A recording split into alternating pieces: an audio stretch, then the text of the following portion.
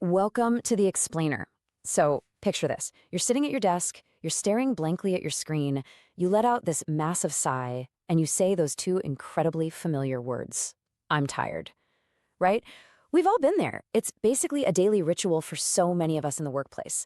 But what if I told you that this completely innocent little phrase is actually damaging your professional boundaries?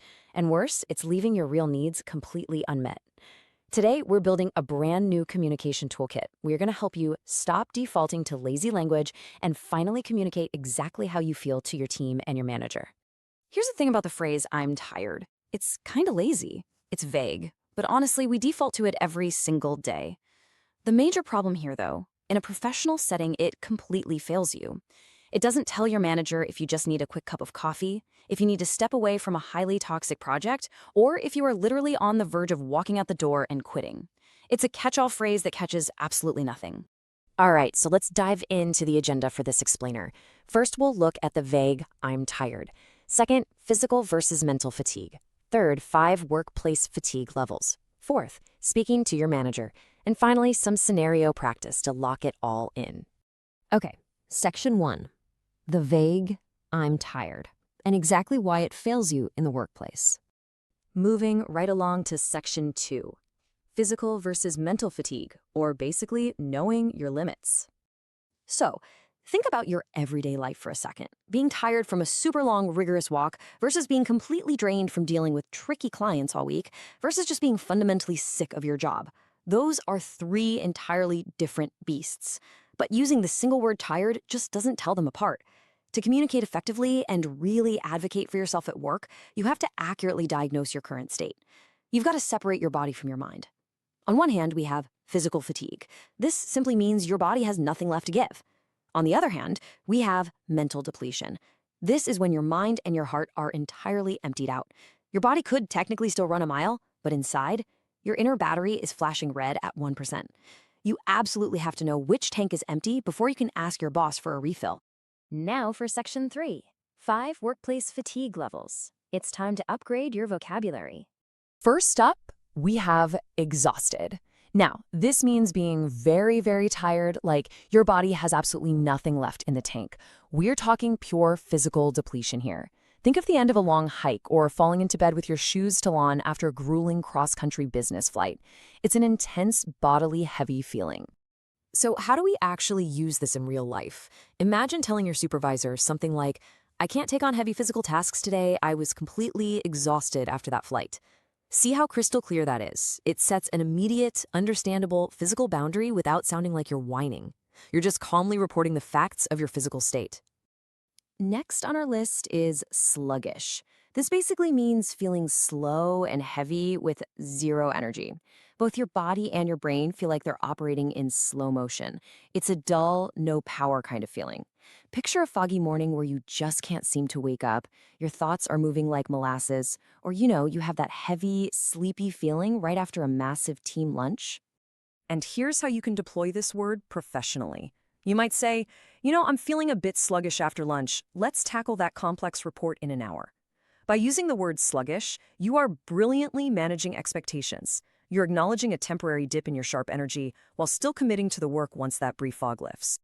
All right, let's pivot strictly to mental fatigue with our third word, drained. Now, this means you are totally emptied out, but usually in your mind or your heart, not your muscles.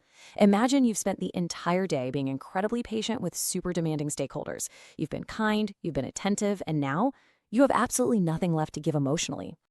Picture this. Your manager asks, hey, can you lead the brainstorm? You can respond with, honestly, that long client meeting completely drained me. I'm at zero capacity right now.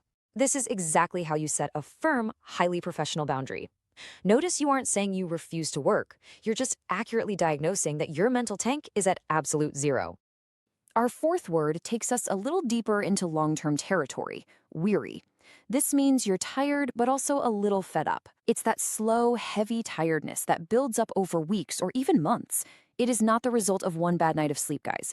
It's the feeling that gets deep into your bones from doing the exact same hard thing again and again. It's like working 2 jobs all year long just to make ends meet. And finally, we arrive at the ultimate systemic level of fatigue, burnt out. This is what happens when work or stress has slowly worn you down until the fire has literally just gone out. When you're burnt out, even tiny administrative tasks suddenly feel completely impossible. But here is the real tragedy of burnout. It's that you used to care. You used to have energy for this job, but after years without a proper break, that spark is simply gone. Let this stark realization sink in for a minute. One good night's sleep can fix exhausted, but it will absolutely never fix burnt out. Exhausted is your body having done way too much. Burnt out is your life having carried way too much for way too long. Burnout requires real rest and fundamental change, not just a weekend nap. Moving into Section 4, speaking to your manager. This is your professional communication strategy. So, we've defined these incredibly powerful words, right? But how do we build a practical framework to actually bring these precise definitions into your next one-on-one meeting without feeling super intimidated? Step 1, identify if your state is physical or mental. Do a quick audit, check your body, then check your mind. Step 2, select the precise word from our new toolkit instead of falling back on tired.